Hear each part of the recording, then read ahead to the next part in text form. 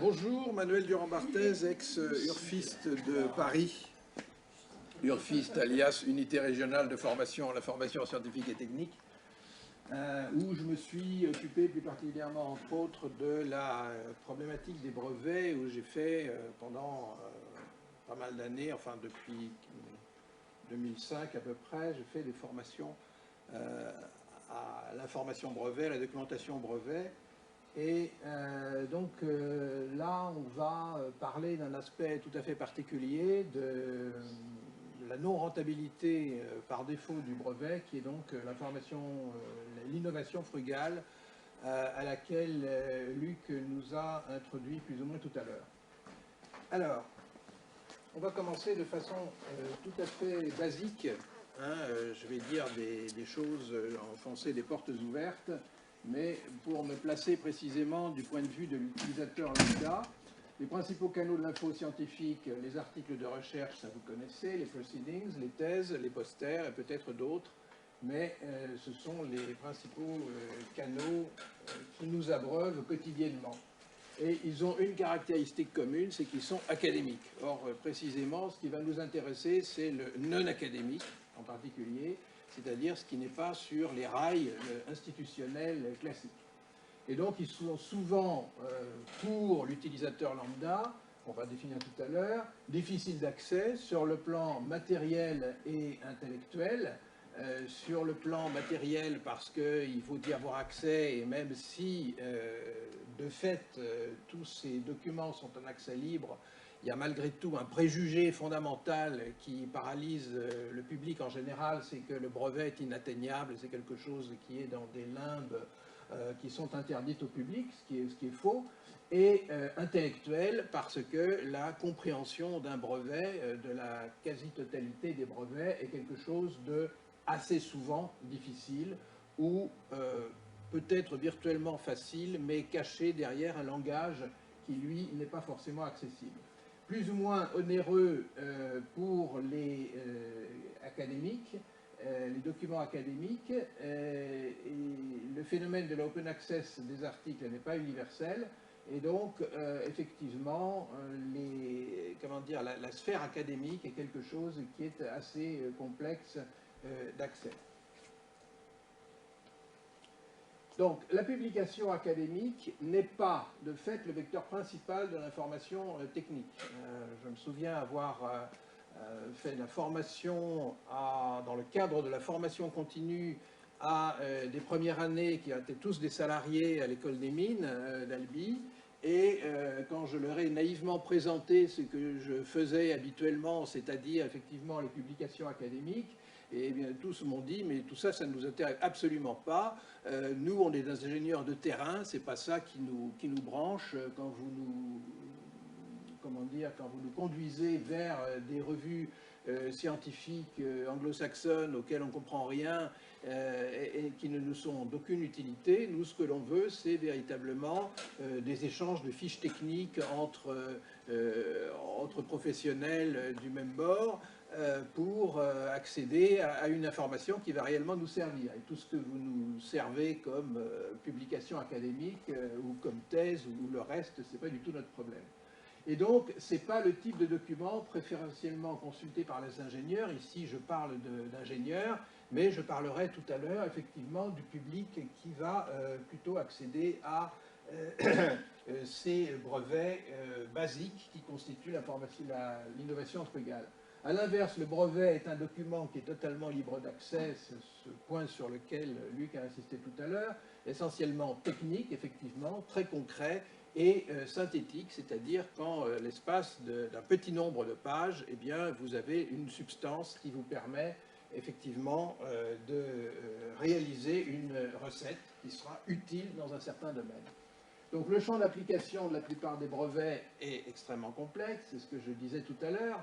Ce n'est pas simplement valable pour les articles scientifiques académiques, mais quand on lit deux types de titres, sonde atomique tomographique comportant générateur électro-optique d'impulsion électrique haute tension, ça c'est un titre qui est relativement simple, mais qui n'est pas destiné à être récupéré et exécuté par le commun des mortels, de même adenoviral vectors expressing single chain interleukin 12, etc. ce sont des choses qui sont d'un abord extrêmement complexes et qui, de ce fait, présentent une analogie avec les articles scientifiques académiques classiques.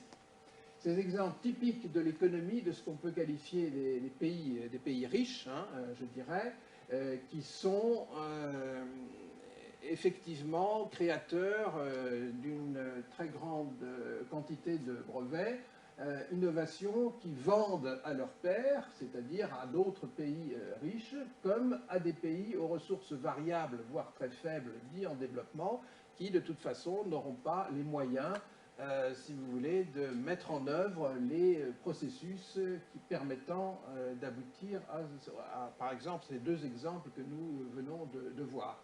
Et ces exemples sont caractéristiques d'un système top-top-bottom qui va impliquer de la part d'une population dont les moyens sont assez modérés, pour ne pas dire plus, de pouvoir effectivement en profiter et de plus, ce ne l'est pas forcément utile au quotidien. Il existe donc un autre système qui est symétrique, qui est l'innovation frugale, alias Reversal Innovation. Et effectivement, Luc a parlé du copyleft tout à l'heure. C'est un concept assez similaire au fair use en droit d'auteur anglo-saxon, et donc un système bottom-top. Alors, il y a eu un article de l'Economist, c'est intéressant de citer ce journal hautement capitaliste, donc un article du 17 avril 2010 qui disait le GE's Healthcare Lab in Bangalore et TCS, Tata Consultancy Services, alors Tata, comme vous savez, c'est une très très grosse entreprise indienne, are taking the needs of poor consumers as a starting point and working backwards. Donc là, il cite, si vous voulez, deux très grosses entreprises, mais en réalité, c'est pour montrer qu'effectivement, des entreprises dites capitalistes, mais dans un cadre particulier qui est ici le cadre indien, peuvent se tourner vers l'innovation frugale, mais c'est l'arbre qui cache la forêt, c'est-à-dire une multitude de microstructures privées ou d'organismes publics à but excessivement peu lucratif, universités, organismes de santé d'État, etc., qui promeuvent ce type d'innovation. Donc ça signifie que même dans la sphère capitaliste la plus reconnue, l'innovation frugale est reconnue comme un phénomène patent. L'Inde et le Brésil promeuvent, bon, le Brésil, Luc en a parlé tout à l'heure, une ouverture résolument plus large de la propriété intellectuelle et industrielle. Donc c'est vrai que l'Institut indien des brevets est une source fantastique de documentation propice au développement de l'innovation frugale. La Chine aussi, qui est paradoxalement ambivalente dans les deux systèmes, c'est-à-dire hyper capitaliste d'un côté, va aussi proposer un très très grand nombre de brevets, mais aussi, on le verra tout à l'heure, de certificats d'utilité, que l'on définira tout à l'heure, qui rentrent aussi dans le cadre de l'innovation frugale. Et donc, ils prennent parfois en compte ces pays. L'Inde, évidemment, dans certains cas, je pense à l'informatique ou à certains domaines technologiques, va se trouver en conformité avec les modèles des pays hautement favorisés, et la Chine évidemment aussi, mais ces pays prennent parfois en compte les problèmes spécifiques donc des catégories sociales défavorisées. Alors, exemple puisé dans le domaine sanitaire, méthode de lutte contre certaines maladies, paludisme, tuberculose, filariose, qui sont des maladies plus spécifiquement répandues dans les zones tropicales. Vigilance épidémiologique, protection de l'environnement dans un objectif prophylactique, on en verra un exemple tout à l'heure, technique simple, c'est ça qui est très important à retenir, c'est la simplicité de la technique. C'est simple et il fallait y penser, mais innovante, de détection de pathologie ou de diagnostic. On verra aussi des exemples tout à l'heure. Ces brevets ont une application pratique quasi immédiate, c'est-à-dire qu'il n'est absolument pas indispensable de poursuivre une recherche très approfondie et très onéreuse de ce qui apparaît dans le texte, permettent de résoudre des problèmes techniques d'une complexité modérée. Hein, ce n'est pas parce que la complexité est modérée que ça n'est pas génial. Ne nécessite ni l'acquisition ni l'utilisation d'équipements ou de matériaux onéreux ou sophistiqués. C'est effectivement un barrage dans la plupart des cas. C'est qu'il faut acquérir des appareils qui sont extrêmement coûteux et à la formation desquels il est indispensable d'inciter les personnels qui vont s'en servir à se former. Et les concepts de ces brevets peuvent être facilement récupérés. Hein, c'est l'aspect grande médiathèque de brevets qu'évoquait Luc tout à l'heure. C'est facilement récupérable et ça l'est d'autant plus que nous sommes dans un cadre d'open access par défaut. Alors, on ne peut pas esquiver, ça Luc l'a dit aussi, le principe fondamental du retour sur investissement, qui est propre, si vous voulez, à la conception du brevet. Les royalties concrétisent la contrepartie financière, mais on verra que ceux qui vont déposer ce type de brevet vont se contenter de retours financiers extrêmement modestes parce que ce n'est pas le but recherché. Il faut effectivement, dans la mesure du possible, rentrer dans ces fonds, mais l'objectif n'est pas de faire du blé. Donc, l'auteur d'une innovation, les royalties correspondent au RSI pendant quelques années, dans un cas universitaire, mais la couverture sera d'une durée extrêmement brève. Le plus souvent, l'aspect financier est géré avec un certain recul, voire négligemment effectivement, parce que le plus souvent, il s'en moque éperdument. C'est-à-dire qu'il y a le dépôt de brevet qui peut, dans certains cas, justifier, je dirais, un rapport d'activité ou parce qu'on a l'étiquette d'une innovation qui a été avalisée par un institut de brevet en vue d'une publication. Donc ceci peut rentrer, ça faisait partie des motifs évoqués par Luc tout à l'heure, mais c'est géré avec un certain recul, voire négligemment, parce que ça fait partie d'une philosophie qui n'est pas la philosophie du déposant capitaliste traditionnel. Les pays déposants ne sont pas partisans inconditionnels de la rentabilité, ce que je disais tout à l'heure. Ici, vous voyez à Dhaka, au Bangladesh, un hackathon qui a lieu tous les ans dans le sous-continent indien, où vous voyez des jeunes qui sont là réunis pour élaborer un certain nombre de procédés qui vont être utiles, si vous voulez, à la vie quotidienne dans ces pays. Sous-continent indien, le Brésil, occasionnellement la Chine, hein, comme on l'a dira tout à l'heure, pratique cette philosophie. C'est pour ça que je parle d'une philosophie de l'innovation frugale, puisque nous ne sommes pas dans la systématisation du brevet conçu traditionnellement. Alors, l'exemple d'un brevet indien déposé par Amit Mittal, promoteur du Magic Genie Eco Tech Smart Green Toilet, hein, il fallait le trouver, eh bien, fondé sur le principe d'un digesteur. Et donc, vous voyez, c'est des petites installations mobiles qui vont être implantées dans la rue au fil des besoins d'une municipalité. Voilà. Et donc ici, vous avez la donnée biblio issue de la base de brevets indienne, INPAS. Donc, Green Toilet System and Method for Treatment of Solid Waste and Wastewater, donc sous-entendu les matières fécales et l'urine. Vous avez donc le numéro du brevet et le code CIB, donc Classification internationale des brevets, qui est l'un des éléments de l'équation indispensable pour poser une question sur un sujet. Hein, ici, c'est le C02F1/00, Treatment of Water, Wastewater or Sewage. Voilà. Et donc, vous avez tout à fait en bas Classification IPC avec ce code. Donc là, le début du document. Et si je vais dans la description, c'est là qu'une analyse des textes peut être intéressante. Il y a donc, là, il met en avant la problématique des pays en développement avec la notion de carence sanitaire, c'est lack of toilets, hein, dans cette ligne jaune, et le coût des installations souhaitées en zone urbaine, donc carence et le coût qui est lié souvent à la carence. Lack of environmental friendly toilets, c'est des friendly toilets, c'est-à-dire, bon, ben, c'est simple, vous posez et puis vous y allez, c'est tranquille.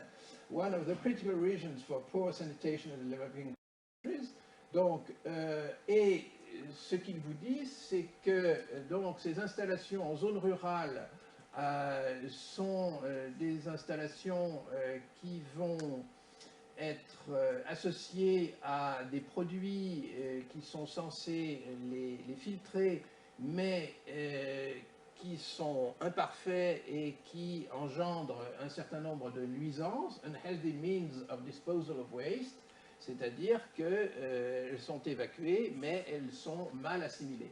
Conventional toilets in urban areas posent un autre problème, parce qu'en ville, on n'a pas du tout la même problématique. Require water connections and sewage connections, parce que effectivement, vous n'avez pas la place d'installer des puisards à proximité. Et donc, il faut trouver une installation mobile de taille réduite et qui puisse être adaptée aux conditions spécifiquement urbaines. Voilà. Et which add to the coast, hein, donc water connections and sewage connections, which add to the coast. Donc, plutôt que d'avoir effectivement des conduites qui nécessitent des travaux et donc des coûts supplémentaires, eh bien, on va faire du tout en un. Voilà. A lot of water is wasted, etc., etc. Donc là, la description est intéressante parce qu'elle va nous fournir du vocabulaire qui serait intéressant à récupérer pour, comment dire, retrouver un certain nombre de choses. Alors ici, vous avez l'un des schémas qui sont associés à la description du brevet et des renvois numériques vers l'un des schémas. Donc, ici, on a Friendly Toilet System avec numéro 100 associé à Urinal, Water Closet, etc., avec tous les éléments qui sont décrits par rapport à cette invention dans le schéma. Alors ici, le schéma, effectivement, à l'inverse des dessins, vous avez soit des dessins, soit des schémas. Là, c'est un schéma. Bon, ça implique une certaine logique, si vous voulez, qui est peut-être moins parlante qu'un dessin à proprement parler, mais qui permet d'assembler avec des renvois fléchés les différents éléments qui sont connectés dans cette installation. Alors, un autre exemple d'un brevet indien portant sur un aspect sanitaire typique, la réalisation d'un kit de détection du groupe sanguin suivant une méthode rapide et bon marché. Donc là, effectivement, il y a ce terme rapide parce que, bon, on ne va pas passer 4 ans à développer quelque chose qui technologiquement est très, très complexe. Et bon marché, toujours cette notion du bon marché qui est très, très importante, issue de l'université de Noida dans l'Uttar Pradesh. Et donc ici, Amity University Campus Sector. Voilà. Et donc, extrait de la partie descriptive. Donc, traditional method of testing of blood group uses an antigen and antibody reaction. Et donc, j'ai souligné en rouge, which can be performed in large scale at a much lesser cost. Voilà. Et donc, ici, vous avez ensuite la summary of invention.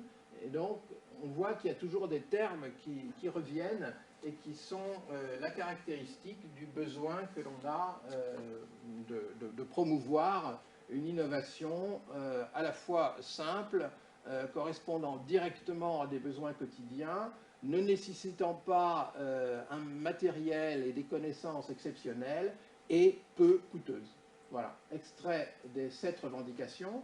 Donc, comme vous savez, dans un brevet, vous avez le titre qui souvent n'est pas significatif puisque le rédacteur du brevet fera parfois exprès de rendre le titre un peu abscon pour qu'on ne puisse pas découvrir facilement par rapport au titre.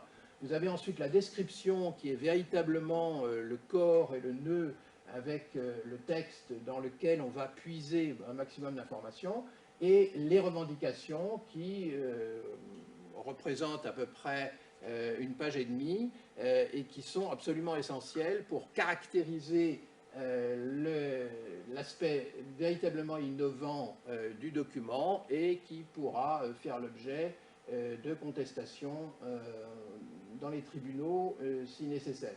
Là, nous ne sommes pas du tout dans cette même philosophie, mais on est reprend les revendications, et dans ces revendications, we claim, donc nous revendiquons a kit for identification, etc., avec un certain nombre de caractéristiques qui sont censées être tout à fait uniques par rapport à ce qui existe déjà. Alors, bon, il y a un très grand laxisme dans cette perspective dans le cadre de l'innovation frugale, mais ce qui est intéressant, c'est que aussi dans les revendications, on va pouvoir puiser des informations utiles et pertinentes. Et donc là, vous avez le schéma qui est associé au brevet. Et donc là aussi, ça diffère un peu de certains dessins qui peuvent nous permettre d'avoir une compréhension plus facile et plus immédiate d'un certain nombre d'innovations. Donc ça, c'est le schéma avec ici tout ce qui est contrôlé par l'Office indien des brevets. Alors, le concept inclus dans le brevet est évidemment protégé contre toute utilisation à l'échelle industrielle. Donc, les brevets, performants doivent remplir, comme vous savez, 3 conditions. Premièrement, la nouveauté. Il ne faut pas qu'il y ait d'autres brevets qui soient quasi synonymes de celui qui est proposé et qui soit antérieur à celui qui est proposé. Si une demande de brevet peut être démontrée comme n'étant pas nouvelle, eh bien, elle est classée X par les examinateurs des instituts nationaux ou internationaux de brevets.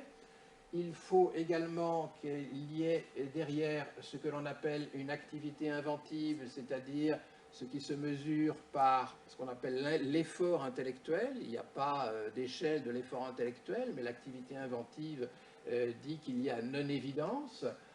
Lorsque la non-évidence n'est pas patente, eh bien, on dira que ce brevet n'a pas de prédécesseur, mais qu'en combinant 5 ou 6 brevets existants par ailleurs, eh bien, on arrive facilement à ce qui est prétendu être innovant.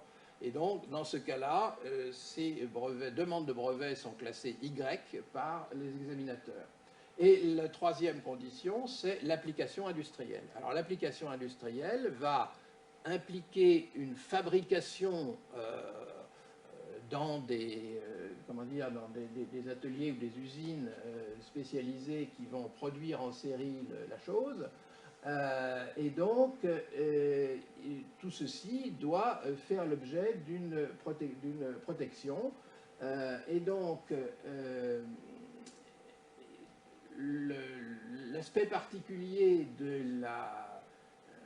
l'innovation frugale, c'est que les innovations proposées peuvent l'être dans un cadre dénué de caractère purement commercial ou entrepreneurial, c'est ce qu'on disait tout à l'heure, le caractère entrepreneurial qui va impliquer effectivement non pas seulement l'application industrielle, mais surtout la reproduction industrielle, susceptible de se limiter à des usages sans but lucratif, ce qui ne sera pas le cas, bien entendu, d'un produit émanant d'un brevet classique, avec l'application industrielle qui est derrière, au service d'objectifs humanitaires, ce qui ne sera très loin d'être le cas de l'immense majorité des brevets classiques, est réalisable sans moyens onéreux ou excessivement sophistiqués, nécessitant l'achat d'appareils, la formation à l'usage de ces appareils, etc., etc.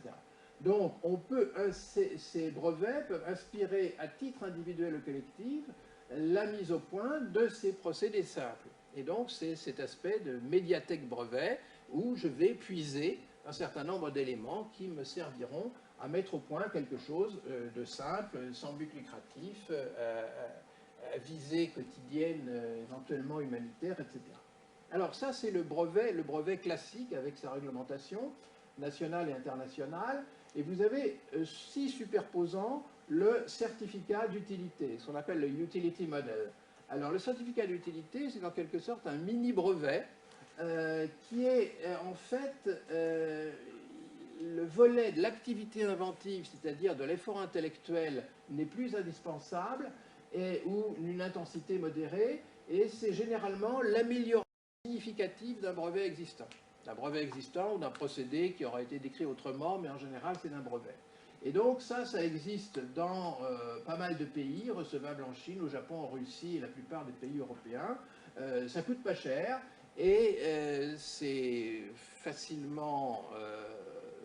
la protection en général est limitée à 5 ou 6 ans et ça permet de donner des idées. Et donc le certificat d'utilité, il est très très répandu, on verra notamment en Chine. Donc, frais de gestion et de conseil réduits au maximum. Là, on ne va pas s'amuser à payer un consultant parce que ce qui coûte cher dans le brevet, ce n'est pas forcément les frais administratifs, c'est aussi les frais de consultant dont on peut très très difficilement se dispenser en temps ordinaire pour un brevet classique. Là, les frais de gestion et de conseil sont réduits au maximum, pratiquement à zéro. Les taxes sont très très modérées. L'examen par les instituts nationaux de propriété industrielle est extrêmement rapide parce que, bon, on sait que c'est quelque chose qui s'inspire de l'existant tout en y apportant une petite modification. Et la durée de protection est très courte, donc 5 ans, 6 ans, ça dépend des pays. Voilà. Et le certificat d'utilité, alors ici un certificat d'utilité chinois, il y en a énormément, hein, si vous allez sur l'équivalent de l'INPI chinois et que vous allez vous cocher la case Utility Model, eh bien sur l'interrogation de mots-clés, vous aurez des flopées de certificats. Structure de protection de type anti-moustique contre les rongeurs pour conduits d'égout, ça c'est quelque chose qui est aussi très très important dans la gestion de la voirie de ces pays. Donc vous avez ici l'identifiant numérique du brevet, donc CN qui désigne le pays, la Chine, et le U entre parenthèses qui signifie qu'il s'agit d'un utility model, donc d'un modèle d'utilité, certificat d'utilité. Et ici, ça c'est le titre qui apparaît sous EspaceNet, puisque évidemment on les voit consignés sur EspaceNet. Et lorsque dans une équation je croise rodent, donc les rongeurs, avec les sewer, c'est-à-dire la vidange, avec le code E03F7/06, donc là c'est très clair, c'est Other installations or implements for operating sewer systems, donc sous-entendu les égouts, et Gratia for preventing for indicating stoppage, emptying cesspools, devices for restraining rats or other animals. Donc vous voyez qu'il y a l'association de l'évacuation des égouts et la lutte contre les rats ou les animaux qui sont assimilés. Donc sur EspaceNet, je vais avoir 12 réponses au 8 juin dernier. Il y a 5 brevets, mais il y a 7 certificats d'utilité, donc il y en a plus, et parmi ces 7, il y en a 6 qui sont chinois. Donc on a, si vous voulez, une mine de renseignements très utiles dans certaines configurations. La description fait état de 2 certificats d'utilité chinois antérieurs, donc pour ce certificat d'utilité dont j'ai montré la référence bibliographique tout à l'heure. Il va en citer 2 autres, hein, le CN 205 et le CN 203, etc., qui sont ici soulignés en rouge, vers lesquels on peut se reporter. On peut aller voir ce que font ces petites boîtes, Hangzhou, Weikang, Insecticidal, etc., pour voir quels sont les procédés qu'ils proposent. Et ici, donc vous voyez un schéma qui est très simple. Bon, ben, c'est une trappe exactement comme une chatière, sauf que c'est pour les rats et pas pour les chats. Et voilà. Alors, en conclusion, ce type de démarche n'implique pas de recherche d'antériorité classique, c'est-à-dire défensive. Hein, quand on est à la base d'une innovation classique qui prend des proportions très importantes, eh bien, on commence toujours par une recherche d'antériorité pour être sûr de ne pas tomber dans la classe X, hein, c'est-à-dire être sûr que ce que l'on fait est réellement innovant parce que par derrière, il y a des frais considérables, et Luc en a parlé tout à l'heure. Ici, on n'est plus du tout dans ce système défensif, on est dans quelque chose de, voilà, tiens, j'ai une façon de résoudre ce problème que je rencontre au quotidien et qui est nuisible. Voilà, et donc je vais essayer de le résoudre de façon relativement simple et je me moque éperdument des risques que je peux encourir par rapport à une classification X. Ensuite, oui, alors ce que je voulais vous dire aussi, c'est que les brevets dont nous avons vu les exemples, les brevets indiens notamment, très souvent, effectivement, pas de paiement la première année, ou il y en a un, ou alors il y a un dépôt dans un autre pays, mais ils vont arrêter de payer très très rapidement.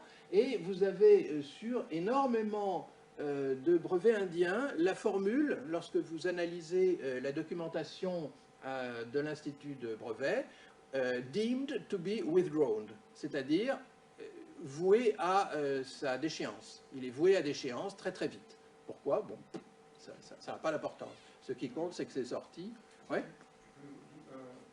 peux nous préciser un peu quelle est la démarche des évaluateurs, en fait, vis-à-vis de ce type de...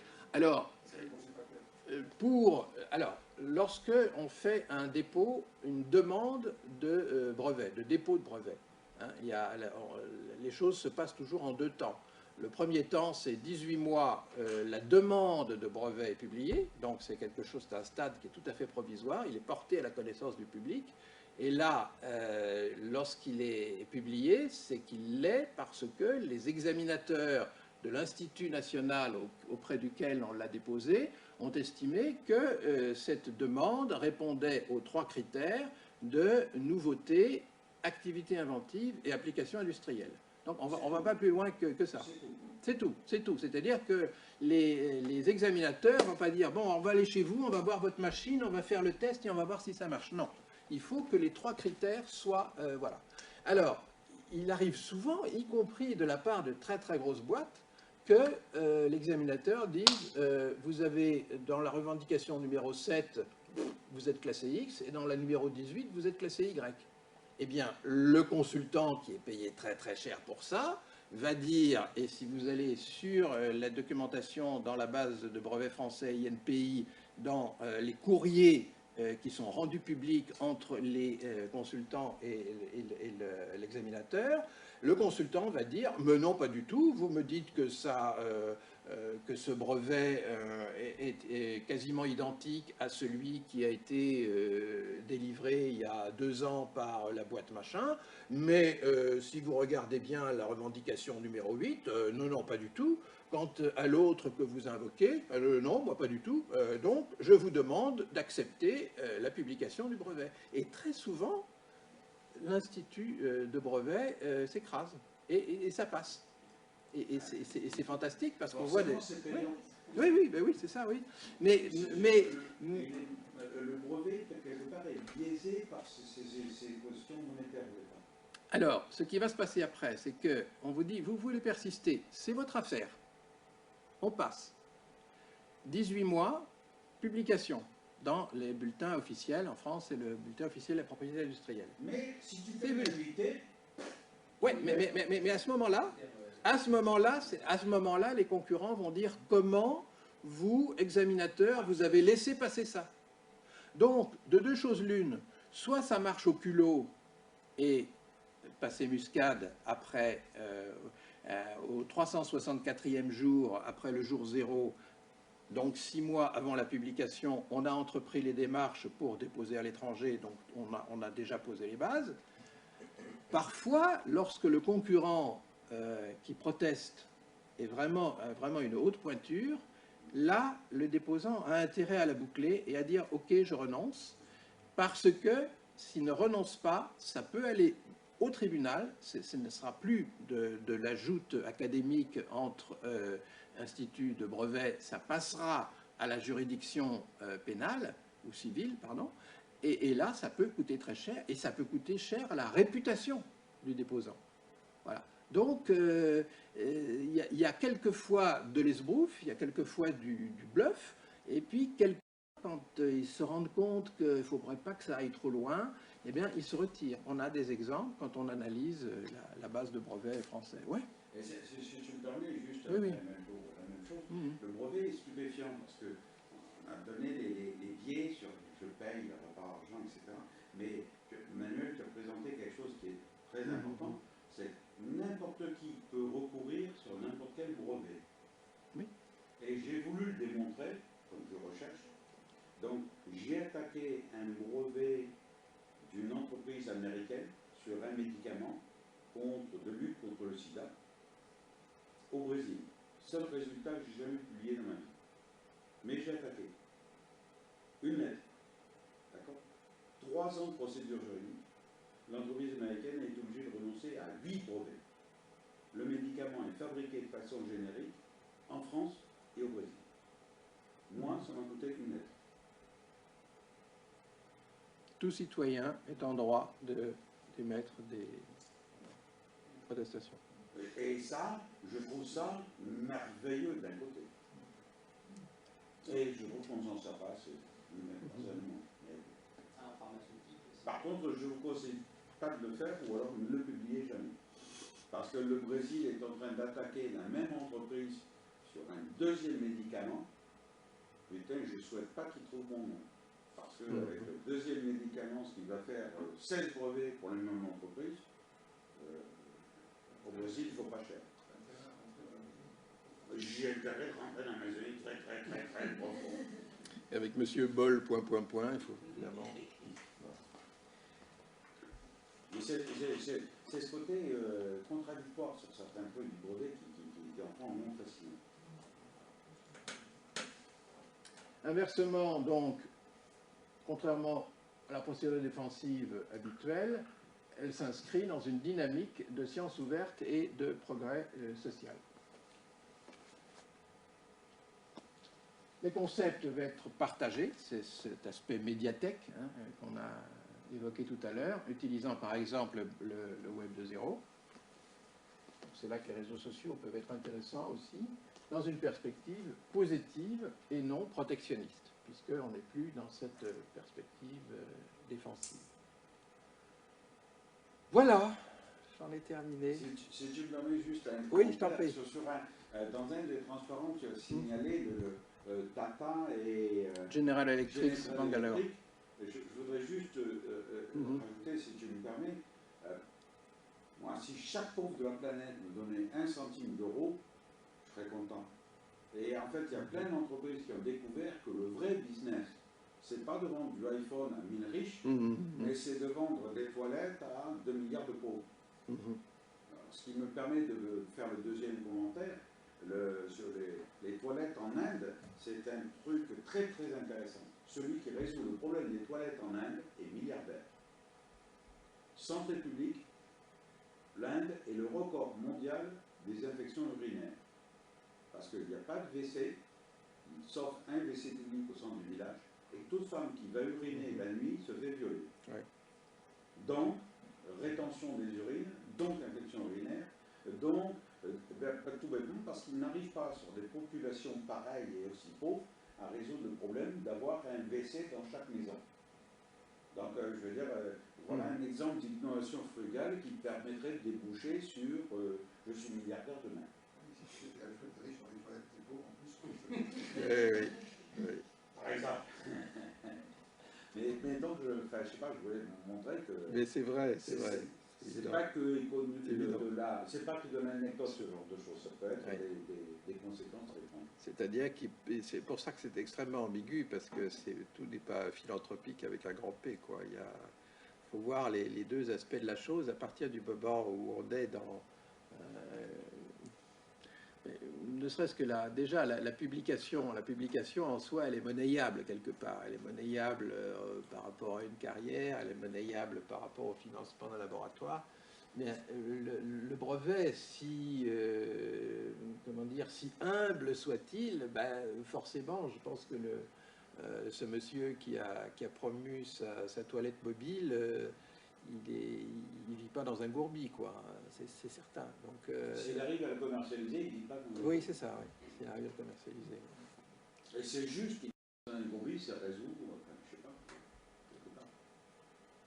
Et s'il vit dans un gourbi, il n'a pas de toilette. Donc c'est effectivement un problème. La boucle est bouclée. Voilà. Bon.